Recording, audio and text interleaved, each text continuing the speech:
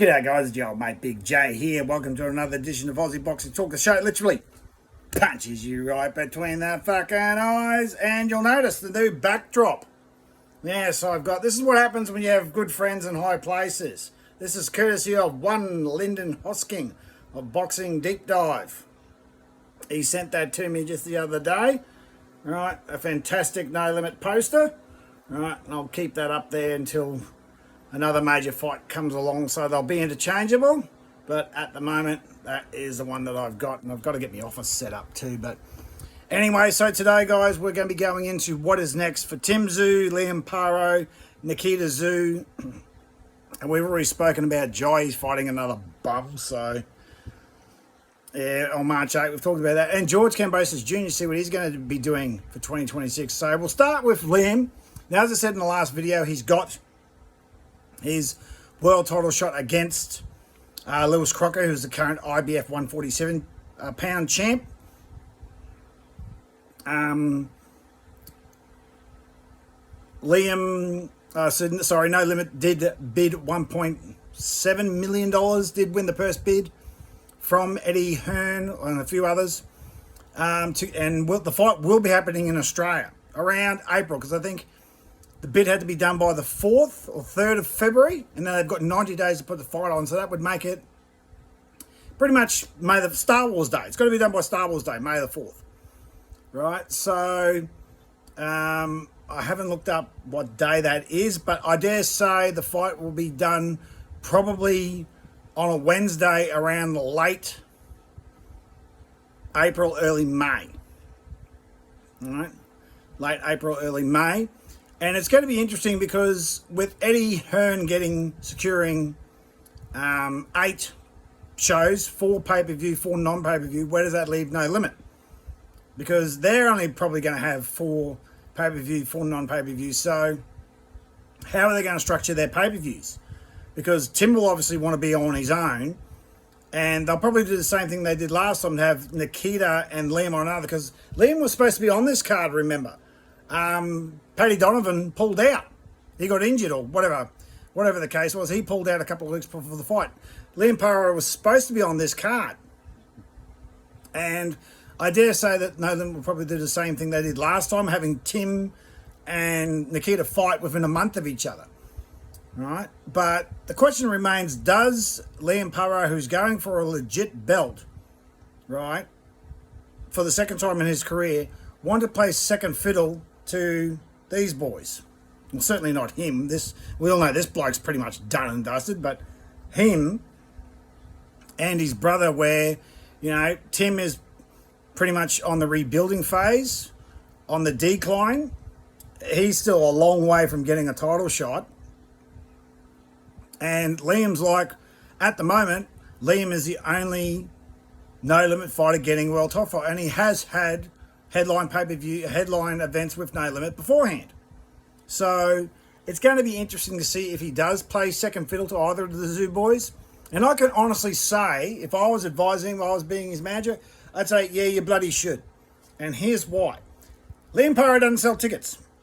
The Tszyu boys do. I mean, are they going to sell as much tickets as... The problem is that a fight like this is never going to happen again in Australia for probably a long time. I mean, a long time. You need to find 2 guys who have a rivalry, right? And this was the consolation prize. The real fight that we wanted was Tim versus Mick. So, Paro's going to have to play second fiddle to one of these boys for now, get the revenue, because the revenue pool will be so much bigger on a Tszyu card than it would be on a Paro card. Any manager with his grain and salt would be going, yeah, Liam, you're going to have to swallow your pride, right, and do what's best for business, in the words of Triple H, right, WWE. Do what's best for business, swallow your pride and realise, I'm not going to generate as much money as either of the Tszyu boys. I can be the co-main on their card, get my world title, and then I'm off to the races. That's what he needs to do. I honestly believe that if I was advising Liam, I'd be like, yeah, mate, you're going to have to play second fiddle on this one, because if you don't, you're not going to make as much money. Yeah, you've got paid $800,000 plus, but the notoriety and the exposure will be far bigger on a no limit on a zoo card than will be on one of your cards at the moment. So you've got to be smart. You've got to be smart. I would probably go Nikita probably rather than Tim, because I think Tim's on the decline. I don't think Tim's numbers will pick up until he gets another world title shot. If he gets another world title shot. If. So I think our young friend right here is the way to go. I'd be on one of his undercards because Nikita's still undefeated and still on the rise, where Tim has had his title shots and he's got a long way back before he gets another one. He might fight Xander Zayas before the end of year because he is ranked number 2 of the WBO, and WBO are pretty strict with their rankings like the IBF. They don't fuck around like the WBC or the WBA do, right? So, but I think if I was Liam, being on this bloke's undercard would be the way to go. Purely as as this bloke said to me once, if it makes dollars, it makes sense. So, so yeah, I really think that that's the way things are going to go. Nikita and Liam will be on another card, probably a month out from Tim. I think Tim will probably come back around May of this year. Probably just after the first Origin. Probably just before the first Origin, because Origin's around from May to July. That's how long that stretches out for. And I think Nikita will come back April. So I think it's going to be a very short turnaround between the Zoo boys. Just like last time, because it was only a month. Tim fought, December 17th. These boys fought January 16th, so that was only a month, and I think it's going to be the same again. So can Liam get the job done? He has to prove in the ring. I'm not confident. But then again, he did pull off the upset of the year in 2024 when he went to Puerto Rico and beat Matias, so there's no reason why he can't get it done.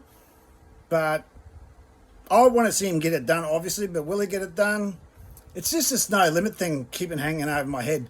Not one no-limit fighter has ever won a world title fight as a challenger. Tim won his first defense against Mendoza, but that's it. I mean, being a no-limit fighter, the stats are against you. But being an IBF challenger with the champion travelling to Australia, those champions travelling to Australia are 0-3. So in that retrospect, Liam has a very good shot of winning. But being a no-limit fighter, he has a piss-poor chance of winning. So we'll see what happens. He has to prove in the ring. Now, our other friend, George Kambosos Jr. I heard that he was supposed to fight Richard Comey at one point. That has not come to fruition. I've heard another point that he's trying to fight someone else. I don't think George has anything left to be a threat to anyone at 135 or 140. Considering that Shakur Stevenson just towed up Teofimo far worse than what George did to Teo. I mean, even though George knocked Teo down, Teo knocked George down. And I thought if George fought someone like Shakur Stevenson, he'd just get a pure boxing lesson. It would be worse than what Devin Haney did to him. So I don't know when or how George should be a threat to anyone at the upper echelon of 135 or 140. But of course, I wish him all the best. As I said before, the only thing I don't want to see George is him just become a punching bag for younger fellas, and he becomes like a gatekeeper role or a journeyman role. Former world champion who sits there and just becomes a slow-moving punching bag for young blokes to get a name on their resume. I don't want to see that for George. What's next for Tim? Tim, he's overseas. He will most likely fight in late April, early May, probably a month out from his brother. Who's he going to fight? Don't know. If he's number 2 in the WBA, he probably should fight someone higher ranked. So this is the one thing I hated about Tim Tszyu. He never fought anyone ranked and higher than, I think, 5. I think the highest ranked fighter he ever fought was Takashi Inoue, and I think he was number 5 in the 154-pound rankings of the WBA. I don't think Tony Harrison was ranked higher than that. Terrell Goucher certainly wasn't. Brian Mendoza was a defence. It doesn't make any difference. Yeah, so I think I'm right then where Takashi Inoue is probably the highest ranked fighter Tim ever fought. Not including the world title fights, of course. Maybe Harrison might have been ranked, but he was a WBC champ, not the WBA. But anyway, it doesn't matter. It'll just be interesting to see who Tim fights next, because if he's going to fight Xander Zayas at the end of the year, he needs to fight someone solid. Someone solid in the WBA rankings, or even another former champion. I mean, the bloke that Xander Zayas just beat for the WBA belt, fight him. So that would probably be an excellent fight for Tim, because that's the one thing that, you know, I mean, I think that would be an excellent fight for Tim. The former WBA champion, whoever his name was, that would be an excellent fight for Tim. Jai, yeah, well, he's fighting Brandon Gallion or Glayton or whatever his fucking name is. Just another nobody that Jai will probably knock out in 4 rounds. So March 8th. I'll worry about that when it gets closer. I mean, it's February 6th today. So, yeah, that's just a touch over a month away. Yeah, I think that's going to be... I'm really not interested in that fight, because if it's not for the world title, I don't really give a shit. But there has been... I'm pretty sure Jeff Fennick back in the day fought 1, maybe even 2 world title fights while he was champion that weren't world title fights, so it's nothing new. Yeah, I'll be interested to see this bloke, but I don't think it's going to be any good. Nikita, who does he fight next? Well, he just has to fight someone international ranked in the top 15. You know, he needs to, there's no one left domestically for him to fight. The only person that he could probably fight domestically is Ben Maloney, and I think he lost his last fight anyway, or it didn't look good in his last fight. So, plus he's with Tasman Fighter, so that won't politically happen anyway. So Nikita's only next step is to fight international talent, and not some friggin' bum hanging on to the, you know, top 15 rankings by the tip of his fucking fingernails. Someone ranked like, I think Nikita's like number 3 in the IBF rankings, so he should be fighting the number 4 fighter. That's who he should be fighting. Not someone like ranked number 14 or 15. The number 4 contender. They should be fighting the bloke below him. They should make a rating system where you fight the bloke one above or one below. That's it. That should be the only way it should be done. I think it was done like that back before they got too many belts. I think the UFC does that too. You fight the bloke one above or one below. That's it. That's how the ranking system works. So none of this, you know, 3 fights, 15, and the winner gets a world title shot. What a crock of fucking shit that is.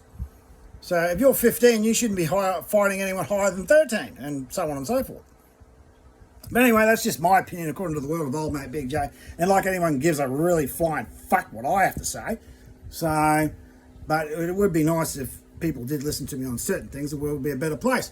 I don't know how long this has been going for. 40 minutes? Yeah, I think I've bored you to tears for enough for one video. Once again, thanks to, you know, Boxing Deep Dive Living Hosking for giving us a poster. Absolute fucking legend. That will stay up there until I get a new poster or something else, which I don't think is going to happen for a while. I need to get a new setup too. But anyway, as always, guys, tackle the ball, wrestle, croc hard, and yourselves a fuck up. Like, share, and subscribe. We'll see you again later.